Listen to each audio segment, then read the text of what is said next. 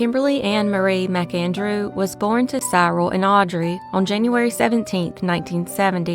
In 1976, she and her family moved to Dundee in northeast Nova Scotia.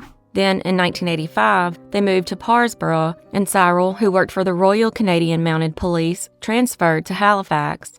Kimberly was described as punctual, considerate, and shy around strangers. At the age of 19, she was a student at Dalhousie University and worked as a cashier at the Canadian Tire store in Halifax. She was one of 5 siblings and shared an apartment with her sister Erin. On August 12, 1989, Kimberly finished her shift early at 4:20 p.m. and exited through the back door of the Canadian Tire store, vanishing without a trace. Her boyfriend was scheduled to pick her up at 5 p.m., but when he arrived, she was nowhere to be found. Concerned, he went to her apartment, but there was still no sign of her. What made the situation even more perplexing was that Kimberly and her boyfriend had planned to attend the Buskers Festival to celebrate his birthday. At that point, Erin called and informed their parents that Kimberly was possibly missing. There was a possible sighting of her at the Gardenia Flower Shop in Pinhorn Mall in Dartmouth, about 5 miles away from the store. She was seen buying a rose and a balloon, possibly for her boyfriend's birthday. It's possible she left work early with the intention of surprising her boyfriend with the gifts, but was abducted on her way back to meet him. However, with no surveillance cameras, the sighting has never been confirmed. Also, friends and family have questioned the sighting, saying that Kimberly was not adventurous at all, and traveling 5 miles away without a car would have been very out of character for her. Over the years, police have searched Point Pleasant Park and Sir Sanford Fleming Park, but no trace of her has been found. One potential suspect was Michael Wayne McGray, a serial killer who targeted men, women, and children in the area around the time of Kimberly's disappearance. McGray, who confessed to killing 18 people, told police he could not recall if Kimberly was among them. Another person of interest is Andrew Johnson, a dangerous convicted sex offender currently in prison in British Columbia. Johnson's brother's property in Shad Bay, Nova Scotia, was searched for 4 days in connection to Kimberly's disappearance, but nothing was found. At the time, Johnson's then-girlfriend lived in an apartment across from the Canadian Tire parking lot.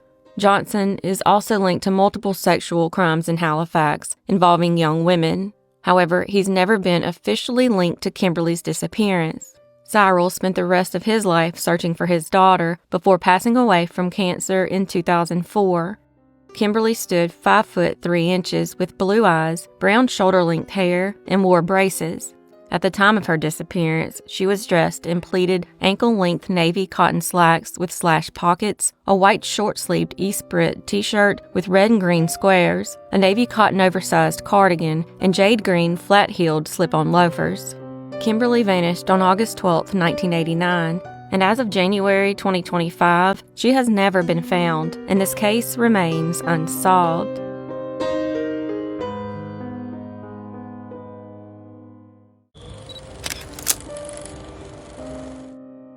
Lindsay Elizabeth Buziak was born on November 2, 1983, in Victoria, British Columbia.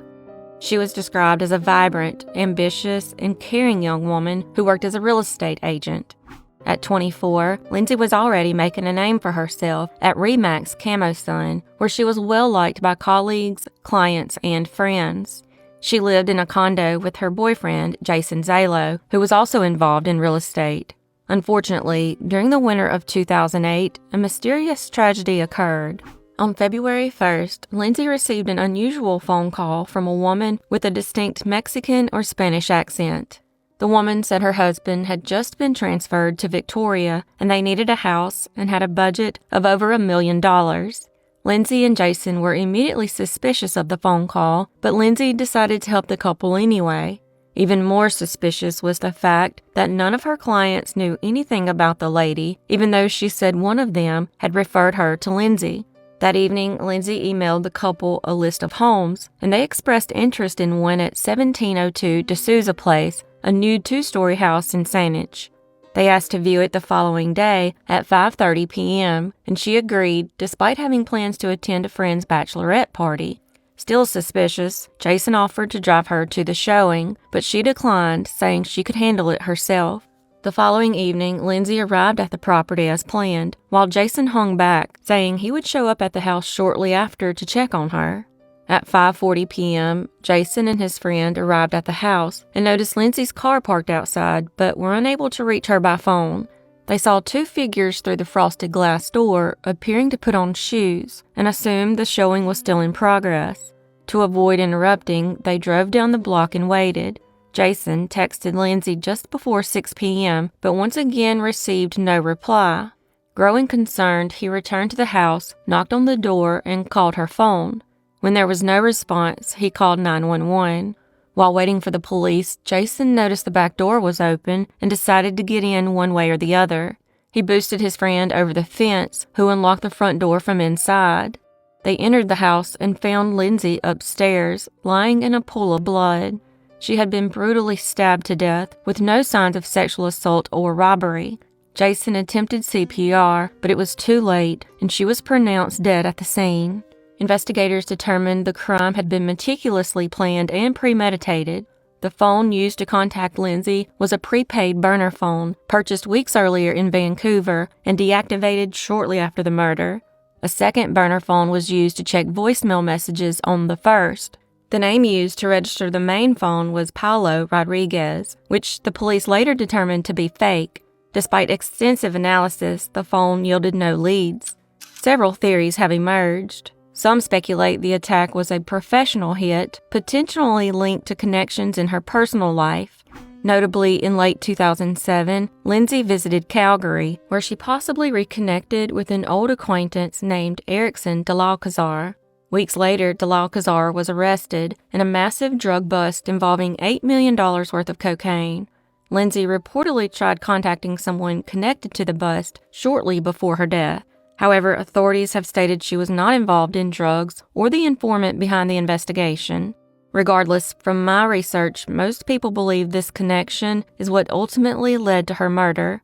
Her father, Jeff Buziak, has even been threatened by individuals with ties to the de l'Alcazar drug group for continuing to pursue answers in his daughter's murder. One particular individual, named Edgar Ovidio Acevedo, aka Vid, can be seen harassing Jeff on the street. Here's another photo of Vid with none other than Lindsay's friend, Erickson de l'Alcazar. After harassing Jeff, Vid and his associate fled in a cab before the police arrived. If they had nothing to do with the murder, why are they so adamant about stopping Jeff from pursuing answers? Some also theorize that Jason's mother, Shirley, who's also a successful real estate agent, is allegedly connected to the murder in some way. She was known for being a controlling and overbearing presence in Lindsay and Jason's relationship. At some point, Lindsay even confided in friends that she was unhappy and wanted to end the relationship, but she never got the chance. However, no evidence has ever been found to link Shirley to the crime, but that hasn't stopped people from harassing and threatening her. At some point, she filed a defamation lawsuit against Lindsay's father, Jeff, and two others. As for the actual murder suspects, witnesses described them as a Caucasian couple who were very well dressed. The man was described as having a medium build, approximately 6 feet tall, with dark or brown hair. He was seen wearing a light to medium brown jacket. The woman was estimated to be between 35 and 40 years old, with shorter blonde hair.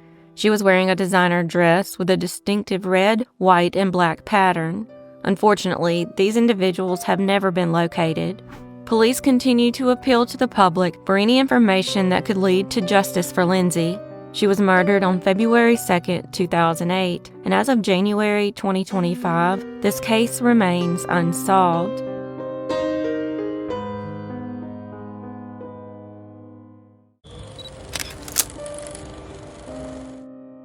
Prisma Denise Peralta Reyes was born to her mother, Lilia, on March 20, 1993, in Veracruz, Mexico. Tragically, Prisma's father passed away shortly after her birth. When she was 4, her mother married Dan Fuchs, who became Prisma's stepfather. A few years later, the family relocated to Mesquite, Texas, where Prisma eventually became a U.S. citizen. Prisma was known for her outgoing, straightforward, and determined personality. She joined the Army National Guard, achieving the rank of Private First Class, and later attended Kaplan College to become a paralegal. She excelled in her paralegal career, harboring aspirations to attend law school and become a lawyer. While in college, Prisma became pregnant with her son Dominique, whose father was her then-boyfriend Arturo. Their relationship ended 6 months into the pregnancy after an altercation led Arturo to evict Prisma from their shared apartment. According to Prisma's family, Arturo had little involvement in Dominique's life and never paid child support, though Arturo claimed he provided nearly $60,000 over the years. In 2016, Prisma began dating an older man named Ryan. Their relationship was turbulent, culminating in a domestic violence incident that year. Prisma was left with visible bruises, and Ryan was charged with assault. He later pleaded to a lesser charge, and the two ended their relationship. Although they moved on to date other people, they reconnected in February 2019 and considered rekindling their romance. Unfortunately, during that time, she was let go from the law firm she worked at and then got a job as a receptionist at a used car dealership sometime in 2018. By 2019, 26-year-old Prisma was a single mother raising 6-year-old Dominique in Mesquite, Texas. On April 17, 2019, she dropped Dominique off at the babysitter's house and headed to work at the car dealership. That morning, she had a disagreement with several coworkers over a parking space. Later, during her lunch break, Prisma met Ryan at the E-Bar Tex-Mex in Dallas. The meeting quickly escalated into an argument, and Ryan left. Prisma stayed behind, drinking until the bartender refused to serve her further. This led to a scene in which Prisma spilled a drink and was asked to leave. Shortly after leaving the restaurant, she was involved in a road rage incident. Police responded, but she left the scene before officers arrived. Surveillance cameras later captured Prisma rolling over a curb as she turned a corner. She was still wearing her red polo shirt from work. At 5:05 p.m., 3 women called 911 to report that a woman wearing a red polo shirt and driving a white Jeep had brandished a handgun and pointed it at their car. The weapon was described as a black handgun. Prisma was last seen on surveillance footage entering the parking garage of the Olympus at Ross Apartments in downtown Dallas. Her ex-boyfriend, Ryan, lived in the building but was not home at the time. In the video, Prisma appeared highly intoxicated. She made a phone call to a friend, seemingly mistaking him for Ryan, and asked what apartment he was in. After that, she was never seen again. Surveillance footage did not capture her leaving the building, and she has not been seen since. When Prisma failed to pick up Dominique from the babysitter at the scheduled time, the babysitter became worried. After several hours without word from Prisma, the babysitter contacted the police. Law enforcement quickly began a search and discovered her Jeep parked outside the Olympus at Ross Apartments. Inside the vehicle, they found her handgun, which matched the handgun from the 911 call. Interestingly, she didn't actually own the Jeep. Instead, it was registered to a man who had been married for 10 years and was one of the last people Prisma called before her disappearance.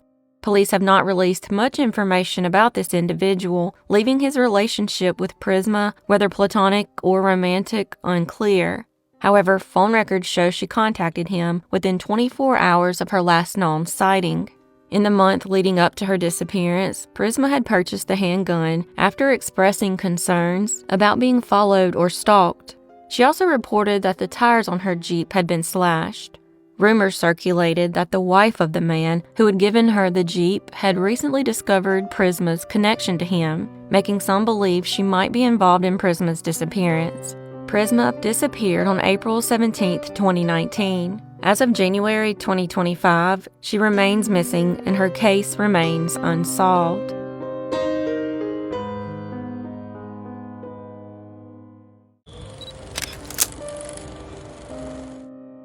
Ruth Ann Leamon, known as Ruthie, was born on February 25, 1966. By 1982, 16-year-old Ruthie was living in Modesto, California, with a family friend who served as her guardian. A sophomore at Davis High School, she was a friendly and outgoing teenager with a love for softball, swimming, and roller skating. Her living arrangement came about because her mother had moved to a different area of Modesto, outside her school district. To avoid transferring schools and leaving her friends, Ruthie and her mother arranged for her to stay with a trusted family friend. On the evening of August 19, 1982, Ruthie informed her guardian that she was going to Sam's Food City on Carver Road, just 3 blocks away, to buy a soda. Ruthie left her home on foot at 8:45 p.m. and was seen walking back at 9:30 p.m. after buying a drink. Sadly, she never arrived home and was never seen again. At the time, her guardian was at work and only realized Ruthie was missing the next morning at 7 a.m. when she didn't find Ruthie at home. Despite extensive searches and interviews, Ruthie was never seen again. A witness reported seeing her get into a vehicle with 2 men on the evening of her disappearance. This sighting may have later contributed to investigators exploring a possible connection to Wesley Howard Shermantine Jr. and Lauren Joseph Herzog, who would eventually gain infamy as the Speed Freak Killers. Investigators said that earlier on the day she disappeared, she had become acquainted with 2 men in their 30s. The men seen with Ruthie that evening were questioned but denied any involvement in her disappearance. However, it remains unclear whether those men were actually Shermantine and Herzog. Shermantine and Herzog were not identified as serial killers until 1999, when their connection to a series of murders spanning from the 1980s and 1990s came to light. The duo was ultimately linked to as many as 15 victims. What we do know for a fact is that Ruthie had a prior interaction with Herzog before her disappearance, when she traveled with him and a female friend to the Calaveras County Frog Jump. While this connection raises questions, definitive evidence linking the Speed Freak Killers to Ruthie's disappearance has never been established. In 2012, Shermantine cooperated with investigators and led them to a well in Linden, California. The site contained over 300 human bones and personal items, believed to be the remains of up to 20 victims. While other victims were identified from the recovered remains, Ruthie's body was not among them. Shermantine placed the blame on Herzog for the murders, claiming he had only helped dispose of the bodies. Herzog, who had been paroled in 2010, took his own life in 2012 upon learning that Shermantine, who remains on death row, was cooperating with authorities. Unfortunately, no evidence has ever linked them to her disappearance and presumed murder, and as of now, any connection is purely speculation. Ruthie stood 5 feet 5 inches tall, weighed 84 pounds, and had brown hair and eyes. She had a small tattoo of a cross on the web of her right hand between her thumb and index finger. On the night she disappeared, Ruthie was wearing a cream-colored t-shirt, Levi's jeans, a gold chain necklace with a cross, and several rings on her fingers. Her DNA has been entered into CODIS, but it has not matched any unidentified remains. Ruth Ann Leamon vanished on August 19, 1982, and as of January 2025, her case remains unsolved.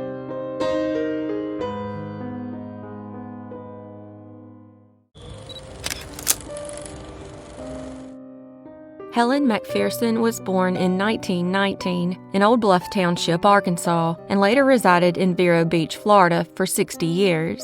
She was a devoted mother, homemaker, and widow after her husband Thomas passed away in 2000.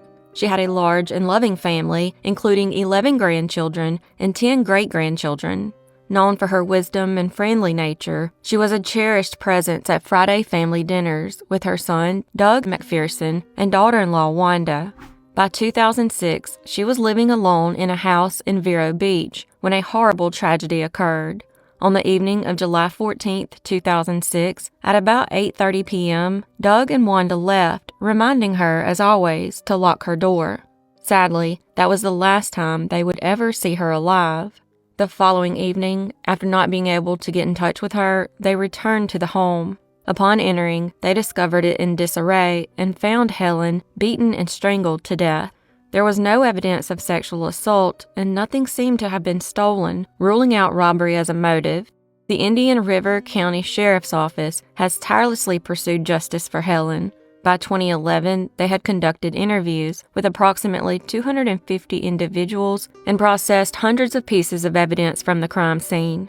In 2023, Sheriff Eric Flowers announced a breakthrough in the case, identifying a person of interest through advancements in genetic DNA genealogy. Authorities expressed optimism about making an arrest, but there have been no further public updates, leaving the case unresolved. Helen was tragically killed sometime between July 14th and 15th of 2006. and as of January 2025, this case remains unsolved.